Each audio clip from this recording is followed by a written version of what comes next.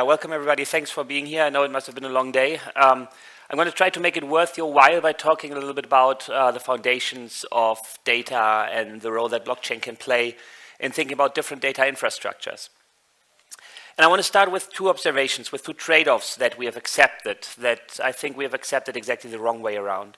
And this is really sort of the culmination of quite a lot of research over the past couple of years of myself and my working group. And it's actually part of a book that is going to come out later this year together with Katarina Pisto at Columbia. So a lot of the things that I say, if they're very clever, they're her ideas, and if you think they're wrong, they're all mine. So just keep that in mind. And I want to start with these trade-offs. The first trade-off that we have accepted is that our data is available pretty much to anybody, including commercial enterprises, but their code remains proprietary by and large. We have no idea how the search algorithms precisely use our data. We don't know how social media precisely ranks news feeds. We have some idea, there's some research on it, but we don't actually know specifically how our data is used. So the data is available to everybody and the code is available.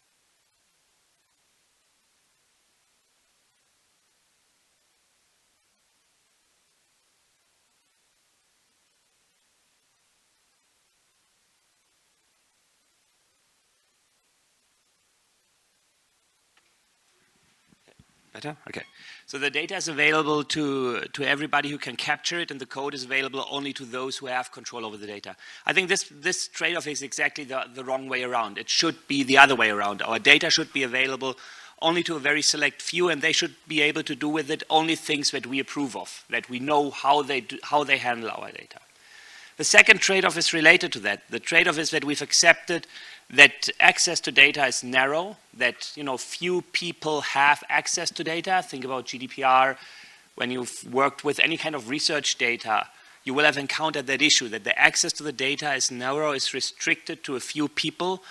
And it's restricted to a few people because once you have access, you can pretty much do whatever you want with it. There are some constraints, some technical, some legal constraints, but both are difficult to enforce, given the existing information infrastructure. And again, I think the trade-off that we have accepted is exactly the wrong way around.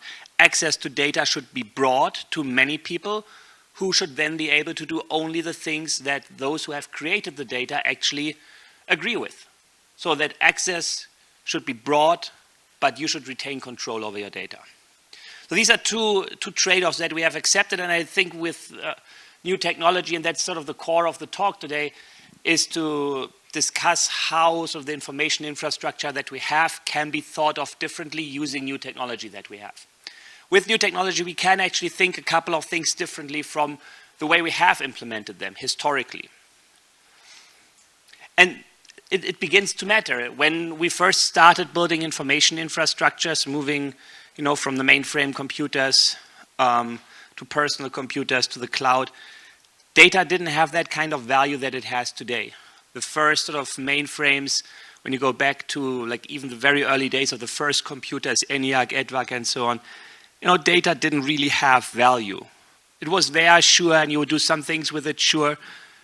But the first time that data only became valuable was when we did real-time computing with airlines and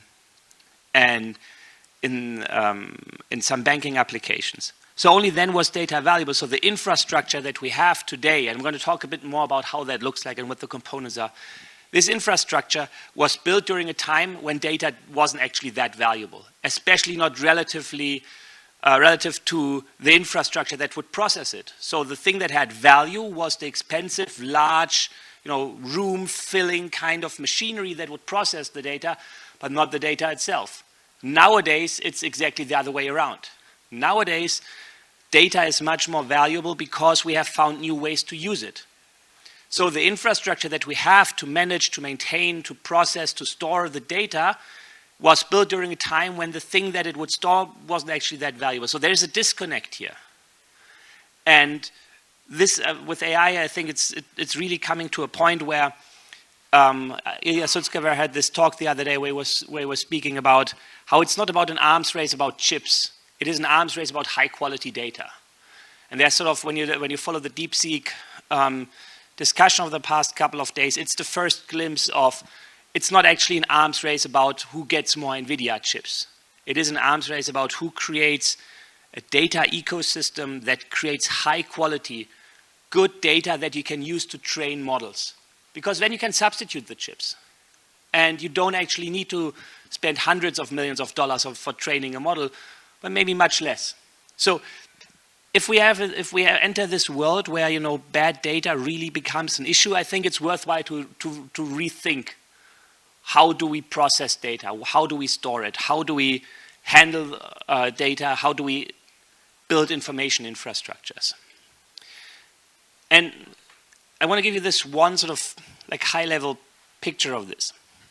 The fundamental problem that we have, both from a computer, I'm an economist by training, most of the time anyways,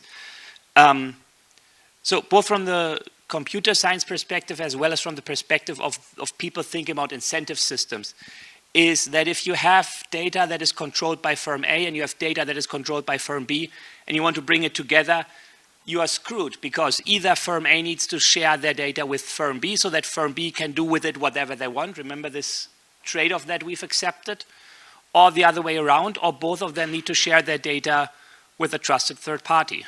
There isn't a lot we can do other than that. I'm going to talk later a little bit about like some new cryptography methods, and like in CS there's some research on how to deal with it. I have some thoughts that I'm going to share about this, but it's really hard to bridge this fundamental problem that whenever you copy data, whoever gets a copy of the data can basically do whatever they want with it. Partially because, you know, legal frameworks are weak and are difficult to enforce, because the action of, you know, copying data illicitly can be unobserved. So that's the fundamental problem that we have, that we need a new kind of technology to actually combine this data. What I'm going to argue later is that that's not enough. So crypto has figured out some ways to do this, fully homomorphic encryption, federated learning. There are some things we can do to actually do this combination. That alone is not enough, because as long as you have operators of this infrastructure, you always have the problem that whoever controls the infrastructure controls the data that is processed in it. And that's where the system design that I'm going to present towards the end of the talk will actually try to deviate and say, well, maybe there's a way that we can think about it differently, and blockchain does play a crucial role there. And this problem really matters. I worked at the German central bank for almost 10 years. We had the issue that we were collecting as a central bank data in different divisions. So there was a statistics division, a banking supervision department. Both of them were collecting data, and we wanted to merge it for financial stability analysis. Doesn't seem like such a crazy thing, because it's the same institution, the same legal framework, it's the regulators, you know. We should be able to do this. Turned out we are not, because both divisions were collecting data under different legal framework, and as a consequence, we weren't allowed to match data collected about the same banks from different divisions internally. The result was like a 2-year internal battle over how do we deal with that. And the solution was we create a new division with a new mandate that would match data, the Research Data Service Center. So that's fine if you are a central bank and you have infinitely deep pockets and you can do things like that, but it's not a good solution. It was slow, it's cumbersome, and it's a reflection of these trade-offs that we have accepted. So because you can't really merge data, because it still remains siloed, it impedes your research, left, right, and center. We've done some pilots during COVID with medical researchers about privacy-preserving contact tracing. They had fantastic medical trial data. They wanted to bring it together with other data. They just couldn't. Why? Because privacy regulations would prohibit it. So the infrastructure that we have has created a legal framework that makes it expensive and cumbersome to give us a very shallow sense of protection and control over our data. And that is exactly sort of the criticism that we are leveling against this system. But it's sort of not enough to level this criticism. I think we can do a little better. And that's exactly where a combination of this new tech can actually help us. So by the end of this talk, I hope I can sort of leave you with 5 sort of provocations, if you want, right? Things that might not be easy to swallow, but that I nonetheless think are true. The first is that privacy is a fundamentally bad concept. It is badly conceptualized both in legal terms as well as in technological terms. By accepting privacy as the premise for data control, we have in essence accepted these trade-offs. And we think that's wrong. We shouldn't accept that. Privacy is not a concept suitable for data or information. The second hypothesis is that the open source movement failed. They managed to protect the openness of the code, but they failed to protect the data. They prevented Microsoft from enclosing all the code, fine, but they didn't manage to prevent them from enclosing all the data. And Microsoft was just fine with that trade-off. And other big tech companies were just fine with that trade-off. The third provocation is that the web itself is fundamentally flawed because of the way we have implemented hypertext as one-directional linking. There is a history in when you go back to, and that was sort of the joy of writing, that I just got tenure, I took a sabbatical, we decided to write a book, you know, as you do. The joy of doing this, that I got to go through like some of the really old debates in history of technology and read about like what were the alternatives. Back when hypertext was first developed, there were viable alternatives proposed by folks like Ted Nelson, who said, well, if we have one-directional linking, we will always lose provenance of information. We will never be able to fully capture the nature of data. So the idea that Tim Berners-Lee, in essence, sort of pushed with hypertext as one-directional linking, I think is a really bad one, and unnecessarily so. And there's alternatives. All right, the fourth one is maybe a little less sort of controversial. It's the technology constraints law in economics. I'm actually going to start with this as a premise for everything else I'm going to do. Technology is not neutral. Or maybe it is controversial in this crowd, I don't know. Libertarians don't tend to like this if you say technology is not neutral.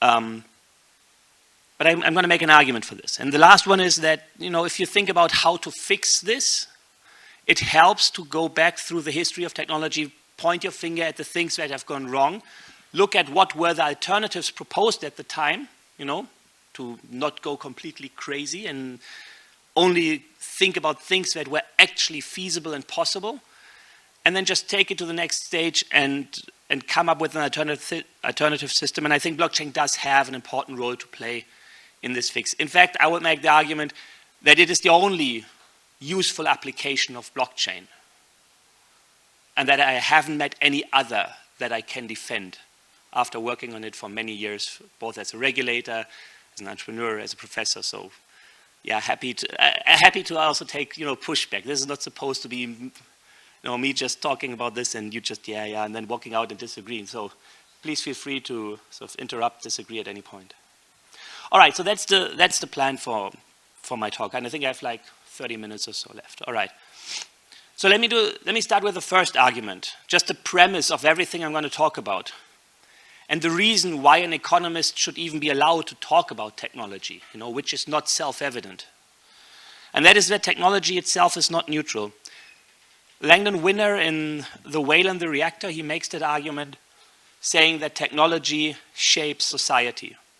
There's lots of evidence that this happened. Think about the recent paper about how Facebook causes hatred against migrants. So they use a quasi-natural setup where there's random outages of Facebook to show that this predicts anti-migrant violence in Germany. So we know that technology shapes society. We also know that society shapes technology. Think about the penny farthing, the Hochrad in German. Yeah? The bicycle that women couldn't ride because their dresses kept getting stuck in the big wheel. It's sort of in the history of technology, it's like the standard example why technology is not neutral, why the society and the norms and sort of everything we have in society shapes the way technology is created. Libraries are another example. And Noam Chomsky makes this argument. He says, you know, libraries are basically a neutral technology because anybody can go in and find whatever they want. Ironically, his own books were banned from libraries across US military bases for a long time because he said things that the US military didn't like. So he, more than anybody else, should know that libraries are not neutral technologies, that they curate information rather than just present it. In the decision what you put on which shelf, what you group together, how many books you even include in your library, you take a decision. You influence what information is presented in the same way that search engines do that. So technology, I think, is never neutral, and we must accept this as the premise. So if it's not neutral, then there is scope for, sociologists, economists, to actually think about what are the implications. And there's a great book by Jaron Lanier, Who Owns the Future, that has sort of influenced a lot of our thinking on this. In the book, he talks about the siren servers, the big tech companies and three-letter government agencies that manage to capture all your data. And that's basically like a siren song that we've all fallen prey to. They have eroded a fundamental human right to privacy. And when you look at the foundations of privacy in law, you quickly come to Universal Declaration of Human Rights that enshrines privacy not just as a nice to have, not as a privilege, but as a fundamental human right. Attempts by the European Central Bank and other players to turn privacy from a right to a privilege should therefore be viewed with great concern. It is a fundamental human right. No one shall be subjected to arbitrary interference with his privacy, family, home, or correspondence, nor to attacks upon his honor and reputation. Everyone has the right to protection of the law against such interference or attacks. The problem is that this already makes reference to correspondence, meaning communication. And that's not an accident, because the notion of privacy that this sort of enshrines goes back to Weston. Alan Weston, a sociologist in the 1960s, wrote about this, and it has influenced a lot of the thinking to this day, how lawyers, economists think about privacy. So he said privacy is the claim of individuals, groups, or institutions to determine for themselves when, how, and to what extent information about them is communicated to others.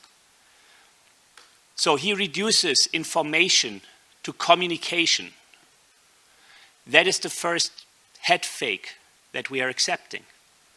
Because information has different dimensions. There is not just the communication of information, there is the storage of information, and there's the processing of information. There is a reason why there's a difference between information systems and information science and computer science. One goes back to Turing, the other one goes back to Shannon. It is fundamentally, philosophically different. But our definition of privacy only recognizes the act of communication. It's an embodiment of these are not the droids you're looking for.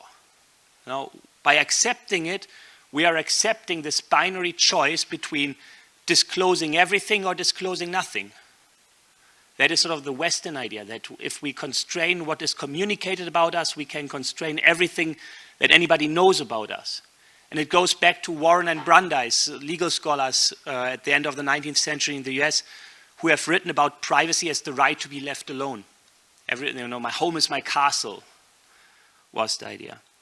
But it reduces the control over information to a binary choice. And that, I think, is wrong.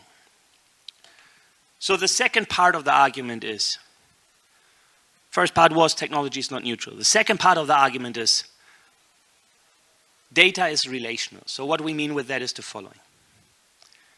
Whenever you aggregate data, invariably, you exert an externality on other people who either have or have not contributed to that pool of data.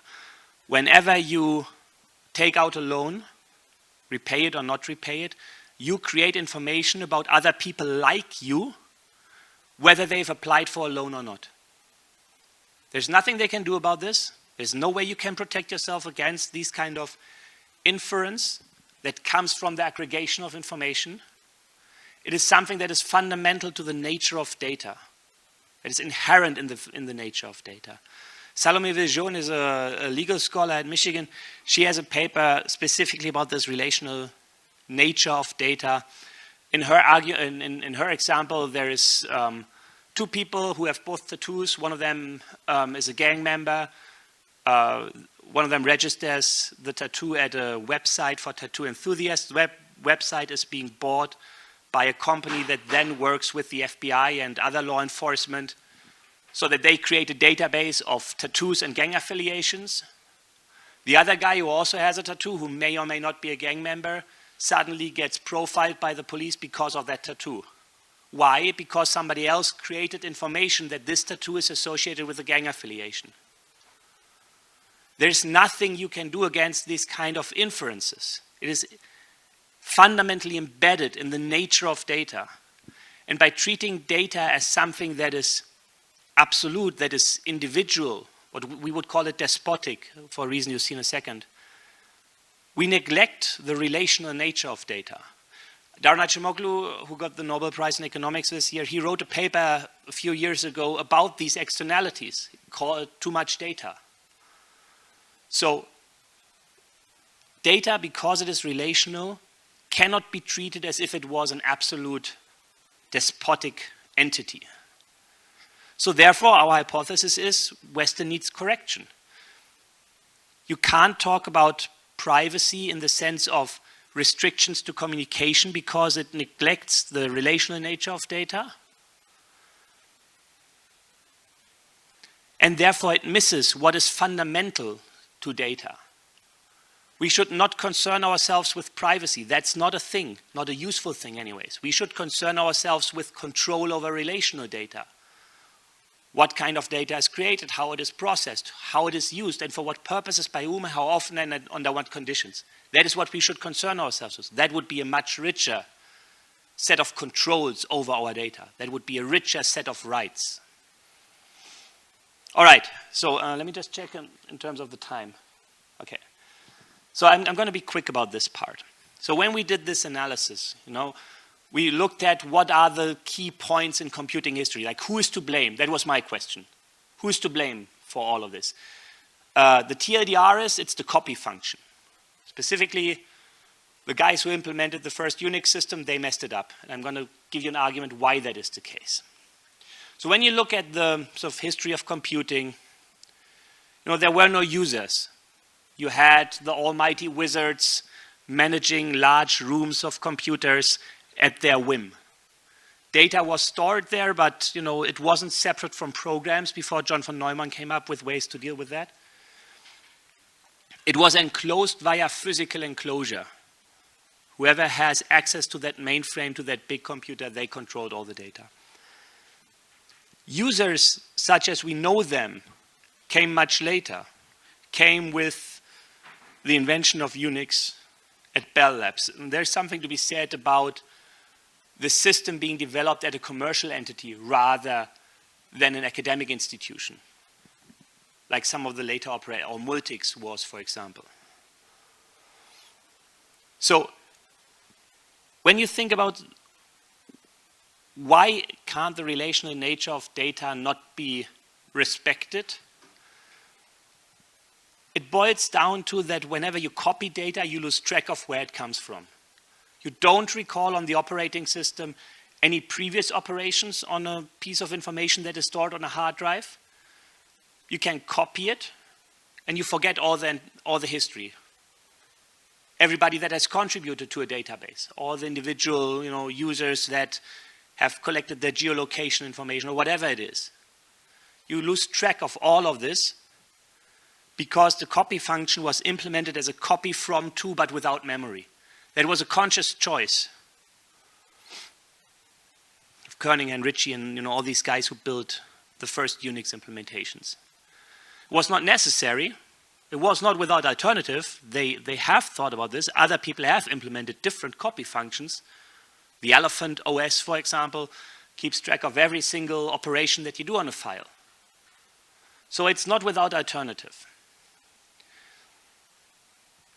I'm going to skip this part just to talk a little more about the source code.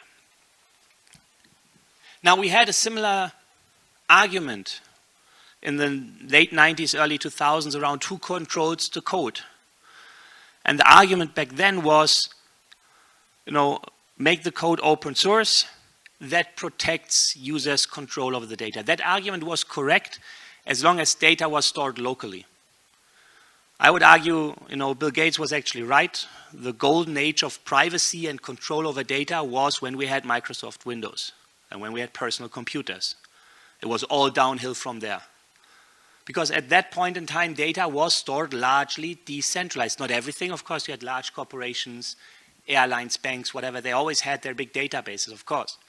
But personal information, what you would work with on a day-to-day basis, was not in the cloud, was not enclosed by Google or Microsoft or Amazon or whoever. It was enclosed by you because you had the one and only local copy.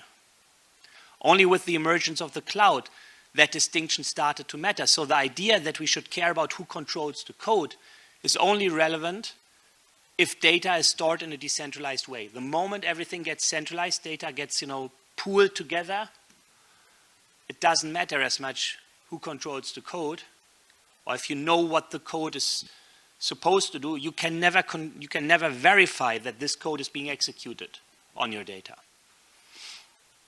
So the open source movement, I think they really missed the trick here. They missed the analysis of where they are in computing history and what the existing prevailing information infrastructure means for the battle over control over information and control over your data. All right. So you can ask, so who won this battle over source code? Because on the one hand, a vast majority of devices runs on open source. At the same time, Microsoft is still doing quite fine. So I would argue that it's because they missed this trick. They actually lost the battle. You can have both.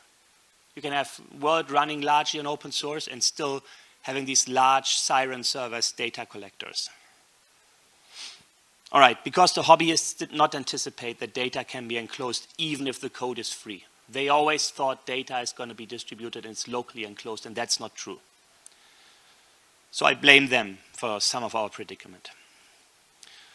All right, so then the third thing, the provenance of data. If you want to have control over data, you need to know who contributed to it. If data is truly relational, if it is not individual, if it's not something that you, by your very existence and only you create, then you need to keep track of who contributed to it and what.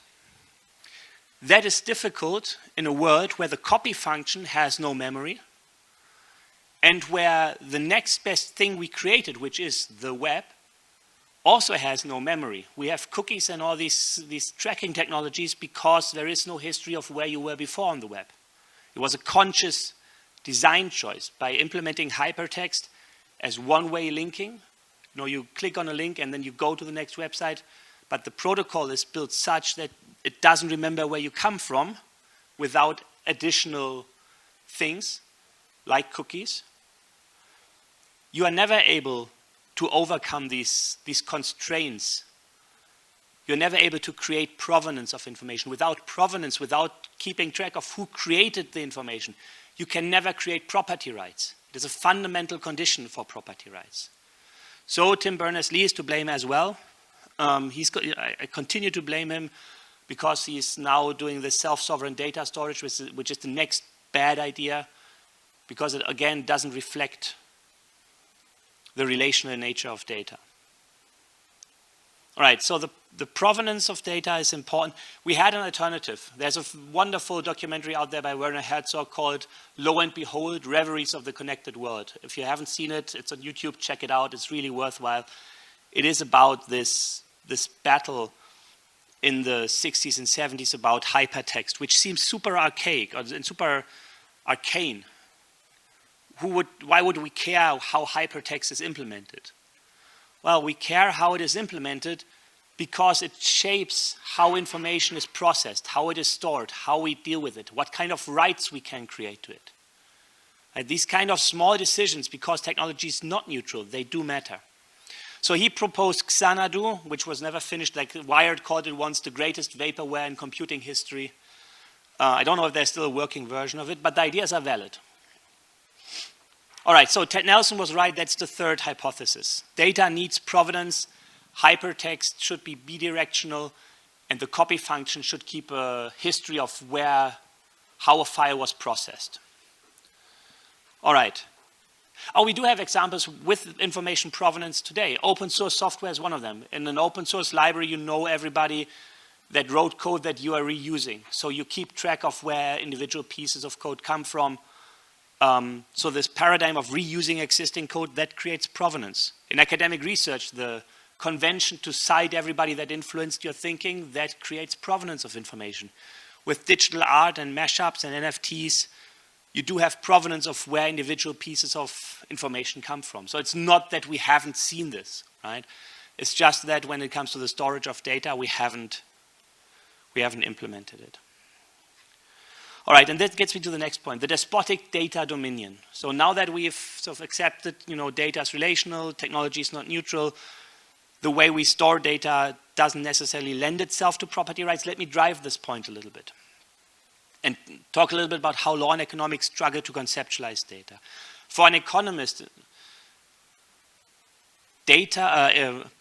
ownership boils down to residual control rights. That's the core of corporate finance. The board exists to decide what should happen with the company in all the cases that aren't codified in a contract with the manager, and contracts are always incomplete. That's what we know from Hart and Moore, and there's a Nobel Prize just for that insight. So property in this sense, ownership is the sole and despotic dominion which one man claims and exercise over the external things of the world in total exclusion of the right of any other individual in the universe. This is how we conceptualize data, as something that is subject to absolute dominion. And therefore, I would call our existing way of storing data despotic data storage, because it has this idea that you have full control over it. And it's deeply rooted in our economic thinking. There's whole theories just built on this idea of incomplete contracts. In practice, however, lawyers tend to think of ownership more in the sense of a bundle of rights, some of which can be reassigned to others. There's 3 dimensions if you want to create property rights. So law has long history in that. The 3 dimensions are: you need to be able to enclose it, you need to capture it, you need to be able to declare that this is yours, put up a sign, and you need to be able to shoot anybody who tries to trespass, to defend your enclosure. That is exactly what big tech companies have done. They've enclosed your data, put up the declaration that they own it, and they sue you if you try to break into it or hack it. That's how they created property rights and ownership over your data. Now, the problem with this is for economists, because in the absolute world, you can always copy data if you have access to it. Therefore, it's non-rival. That means you can't build normal marketplaces for it. It's combinatorial. Bringing together different pieces of data makes it more or less valuable than the individual pieces. It's hard for economists to deal with that. So the next hypothesis is that new technology will create new law and new economics. Because technology is not neutral, the way we build it and we design it matters for how we can create laws and how we can create, legal frameworks around the data. So how does this road from serfdom look like? Now, the one thing that I think blockchain actually does, and where it's useful for, is that it makes data unique. You can't create a copy without the system noticing, not an authentic copy anyways. Or you can always create a copy that does not have provenance. Create a screenshot or just write down the number on the block explorer, whatever you want. That's not the same as creating a copy with provenance. With blockchain, that's no longer possible. And it's not possible in a decentralized system. It's the first time in computing history that that is the case. I think that's what really makes it unique. Also, how can you use that? This is where the digital property rights, the digital rights come in. The system that we have built uses 3 things to create data control. It uses machinery to execute code over encrypted data so that everybody can have encrypted data, combine it in a way that doesn't reveal the data to a third party, except within the confines of what trusted execution environments can do. which has limitations. So you take these secure enclaves as a computing mechanism. You record the rights that anybody should have to your data, to your pool of data, on a system that isn't centrally controlled, where you can't be infringed in your rights because nobody can create a copy of them. That's a blockchain. And you stitch the two together through an oracle layer, because enclaves don't have states. Blockchains aren't normally used as databases, so you need to stitch them together. An oracle layer together with a Byzantine fault tolerance gives you the security that the enclave knows what the state of the blockchain is. Taken together, you get data control. So in a digital rights token, so the user story is the following. Let's say all of us wanted to monetize our geolocation data. We could come together, form a data pool under the rules that the median or some averages, some statistics of our pool, of our data can be computed, but no individual geolocation will be revealed to anybody. That's a very specific digital right. We could encode this by linking it to an open source version of the code that executes, that implements this right. Create a smart contract on your favorite chain that issues tokens that data analysts can buy that reference this piece of code. And these tokens, whenever you want to redeem them, they are sent to the trusted execution environment, so users to oracles to check whether everything is valid. Then they do the code execution, and they can attest to the outside world that this is the code that was run on your data. This is what gives you the control. So in this system, you have a very, very different set of rights for your data. It's not just read, write, execute. It's read, with a blue lens or a yellow lens, read by a specific person at a specific point in time, a specific number of times. So in this system, you have this data vault that creates these pools. You manage your digital rights. We implemented this first on Algorand. We are moving it to Solana at the moment for a variety of reasons. So you create your digital rights tokens. You can trade them or reassign them on some form of marketplace if you want. And if a data analyst here, a third party, wants to use them, they can, acquire one of your rights, execute the code, send this right to the execution enclave here. It pulls the data, does the code execution, sends you the result. And in no way in this system can your right be infringed. That makes it fundamentally different from the existing infrastructure that we have today. And there's a whole range of sort of technologies that you could use instead of trusted execution environments if you don't like them for whatever reason, that we are currently sort of experimenting with. All right, so blockchain was this missing piece to move from despotic data control to relational data control. And that's, I think, what makes the point in time that we're at quite unique, because before blockchain, we didn't have these technological possibilities. So for the first time in history, we have the tools to fight against this digital despotism. So let's go pick a fight. Thank you.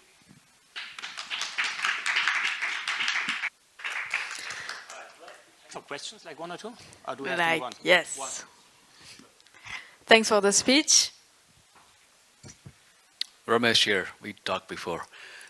Great thought-provoking presentation. So your view of blockchain, is basically you're looking at it as an immutable ledger, right, just for storing data. You didn't look at the economic perspective of it, like crypto economics and in the incentive model, and that was not covered, right, in your perspective. Yeah. Yeah, that's true. I just assume there is a decentralized ledger. Whether that's true is another question. Yep. Thank you.